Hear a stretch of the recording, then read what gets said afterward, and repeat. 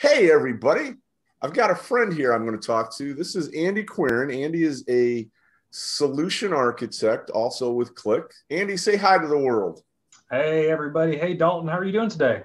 I'm doing fantastic, man. Hey, I heard some big news last week that especially affects you and I. As former luminaries, we're on the leading edge and cusp of what's going on around the world. And as you know, the program kind of changed a little bit, Andy. We got a brand new version. Yeah, like Luminary 2.0, but they're calling it Luminary 50 because they're going to focus on 50 customers who are great at illuminating what it is that Qlik has to offer. And so we were kind of, some of the last breed, Andy. But I'm super excited to see some of the new customers. Are there any customers that you know of maybe that could be luminaries? Yeah, absolutely. I've got several in mind that I want to recommend it to. The Luminary program has totally changed my career and kind of brought me to where I am today. I'm sure you could probably say the same thing, but I highly recommend anyone that's involved with the community, involved with Qlik in your everyday lives, and see how it's transforming your business to definitely apply and take advantage. Absolutely. I couldn't have said that any better. So if you're a customer and are interested in that program, it has changed. You're not competing with partners anymore. Go ahead and put your name in. So I'm looking forward to talking with you. I'm assuming you have some kind of an application we're going to look at. Yeah, absolutely. I'm excited. Well, that's good because I don't have any applications to look at. Tell me a little bit about the application before you show it. Oh, absolutely. So I don't know if you know or not, but my wife and I just adopted a newborn. You adopted a newborn, dude! Congratulations! That's awesome. Yeah. So give me some details. We got to have the details. His name's August, and he was born in August, obviously. So, and like any true data nerd, I have been tracking meticulously every single data point with the upbringing of this child. I'm sure, being a fellow data nerd, you would have done the same, Dalton. So, yeah, back in the days, we used key punch cards when I had my babies, but I absolutely used key punch cards literally and put like 1 month, 2 month, 3 month as pictures, just so that I would remember those days. Before you get in the app, dude, I feel like I would be really remiss if I didn't share a couple of dad jokes with you. Oh, absolutely. You may or may not want to write these down, Andy. Yesterday, I ate a clock, and it was very time consuming. Good response, especially when I went back for seconds. Yeah. Okay. Yeah. I didn't see you writing. Maybe the next one. So a waiter walks up to a guy at the table and, hey, do you want a box for your leftovers? And the dad says, no, but I'll wrestle you for them. Box for your leftovers? Oh, there we go. See, that's a good one. That's a good one. August will appreciate that. Maybe not quite yet. One last one, Andy, and then I got to see this app. Hey, what do you call an alligator in a vest? I don't know. What? An investigator. And I think that's probably a good transition as we investigate your baby's data through this application. Go ahead and share your screen, buddy. I'd love to see what you've done. Yeah, absolutely. Let's go ahead and dive right in. All right, so I'm sharing my screen, and as this is our new SaaS portal. And as any good data nerd goes, I'm tracking all of my personal metrics in addition to our business metrics, fitness data, Halloween data, and of course, our Babylytics. So I'm going to click right into our baby data and go directly into our feeding data.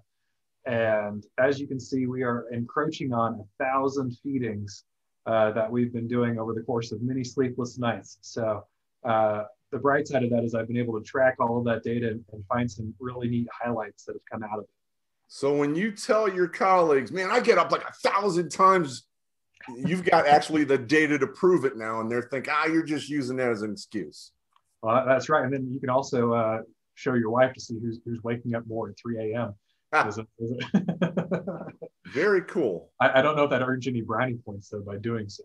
But no, there's some really interesting findings here. Like you can track as the baby's getting older, so we can see it as the weeks are progressing, the distribution of how long it takes on average until their next feeding. And you can see as the baby was real young at first, it's anywhere between 2 and 3 hours. between when they need to be fed. And then as they get older, that distribution has gotten longer and longer and longer, up until really we hit like a tipping point here in maybe week 20, 21. And then that number has started to actually condense and is now going back towards, maybe 4.5 hours between feedings. But it's shrinking rather than growing. So it's interesting that there was an inflection point. Wow. Do you have any ideas, like on week 22 there, that feeding window got really narrow? Yeah, actually, somebody was losing sleep. I'm assuming maybe August was losing some sleep as well. Yeah, he actually got a head cold this week. So he was home from daycare, and in order to help ease the pain of a head cold, he liked to eat more often. So it's really interesting to see how that's reflected in the data. That is cool, but I'm sure, especially for your wife and you, it's great to see those feedings elongate. That means you're getting a little bit of a sleep in between. Yes, I would much rather it be going in the opposite direction, where 6, 7. If you only ate once a week, that would make things easier, but probably not great for him. It's also interesting just to see the feedings per day and see how there's kind of different spikes and overlapping bell curves there. We can go ahead and so it seemed like stay on that bar chart, because that is interesting. It seemed like 8 o'clock, 9 o'clock, 10 o'clock, August really didn't eat all that much compared to the other hours a day. So it seemed like that obviously was a pretty normal 3-hour sleep window for him or something. Yeah, just with Qlik and associating, I just filtered directly into since the beginning of the year here, and you can very easily see that every morning he very regularly wakes up sometime around 7, and he is fed in this between 7 and 8 o'clock in the morning. And then if you advance 3 hours, you can see these bell curves where he's going to eat right around 8, then eat around 11, then eat around 2 in the afternoon, then eat around 5 at night. And that's kind of where the majority of his feedings are kind of overlapping day over day. So, and then of course, there's all these 2 a.m.s that pop up every once in a while as well. So now I'm really curious, because I'm a data geek. Do you have the daycare? You mentioned he goes to daycare. Do they track times and put it in a journal for you? Absolutely. Yeah, I have them track feedings, naps, diaper changes, all sorts of stuff. So. Dude, I'm loving it. So you're kind of like making them analytics junkies through, having a baby. Absolutely. So perhaps all your expenses for August might be company write-offs. I don't know, man. Oh, yeah. I'd check that out with your boss. Yeah, if you wouldn't mind escalating that for me, I'd appreciate it. Let me make a note, Andy. I won't share the diaper change details with you, but I'll save that for the wedding. So nice. And it looks like you're tracking how many ounces as well. Yep. Ounces per day, and then how many feedings per day, total ounces. We're tracking his height and weight, and also the ounces versus the doctor recommended ounces. So he has really been eating more than the recommendation pretty much ever since we got him. So you can see in the bell curves here, the blue is his consumption versus kind of the recommendations of the formula. Now it seems like it looks like at the bottom of the screen there, if you scroll down, in that scroll bar, which I love about the bar charts, that they're responsive. So you're trying to show way more data than what would fit. And it's showing, it does seem like in the later weeks that begins to change. Yeah, he's absolutely. consuming less than recommended. So that's right. There are times when that flops, and you realize that he is doing the opposite. So that allows you to kind of course correct. And if you pair this data with the data of the time between feedings, you'll notice that he's eating sooner because he's not getting enough. So then you can use this data to course correct and start feeding him larger portions. And then that will help him inevitably sleep longer and then take more time between feedings. So it's been helpful. Yeah, I love looking at data that way. Have you thought about just feeding him like a giant ribeye and having him like not need to eat for a week? We just started feeding him solids, and one of the first things is we got him a piece of steak, and he doesn't have any teeth, but he can just chomp on it for a long time, and he slept for like 12 hours after he chomped on steak. He was very happy. So, oh my gosh, I was really just teasing. Yeah, you That's have no idea. fantastic. He slept for 12 hours after eating steak. Yeah, that is phenomenal. Yes, as opposed to green beans, which he was upset almost immediately. So, and everybody seems to love their Excel data. What's at the bottom of your chart there? So I've got all the granular feeding data that if I needed to export this to Excel or do any kind of other pivots or analysis on it, I've got it all in one kind of tabular view here at the bottom, where I can look at every individual feeding, the exact date and time, how many grams and stuff were consumed, how long between the next feedings, and then also pair that with weight and length measurements and things like that. Dude, that is fantastic, man. That is fantastic. And I love that he's already got a nickname. He's 6 months old. He's already Augie Q. That's it. That's him. That is too cute, man. Yep. Well, I appreciate you sharing this with us. Do you end up sharing this as an example with customers or prospects when you're talking to them? Yeah, it is a really great example to go in and share. It works with our Insight Advisor. It works with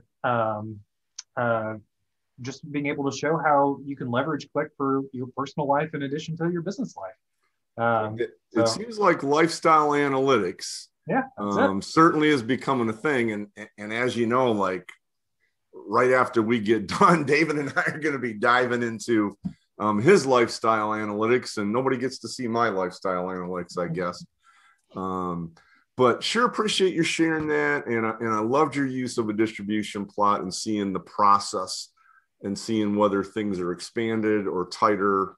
That correlates to a million other real business cases as well. So great use there. Do you still find yourself tweaking this every day to try to combine anything? Yeah, as he gets older, I've introduced different kind of visualization types and different, he's doing different things. And now with the introduction of solids and other stuff, we're trying to figure out how to track calories and stuff that way. So I think it'll continue to evolve as we go. Actually, my wife and I now have baby number 2 on the way. And with that, we'll be able to do some cross comparisons once we got another data point in the mix here. Oh man, you'll have to do like alternate states and you can compare the two. That'd be amazing. Yeah, they'll be competing before they know it. So I love it. I love it. Do we already have a name for baby number 2? Not at this point. So we'll have to wait and see. Has there been a reveal? Oh, not yeah, we're gonna have a girl this time. So we're gonna have a boy and a girl. Wow. So, yep. That's fantastic. I'm actually looking forward to seeing my nephew is having a baby and they're having their reveal party this Saturday. So I got to see, something shot out of a cannon or whatever they do these days. That's right. Thank you so much for sharing this, Andy. And I hope that you're going to stay around because I'm sure the people watching are going to have some questions like, how can I get my hands on that application? So they may want to track their kids. Oh, hey, I'm going to reach my hand above the camera so we can do our luminary handshake, buddy. All right. Secret luminary handshake. Can't show that kind of thing on camera. You have a great day. Stick around, Andy. All right.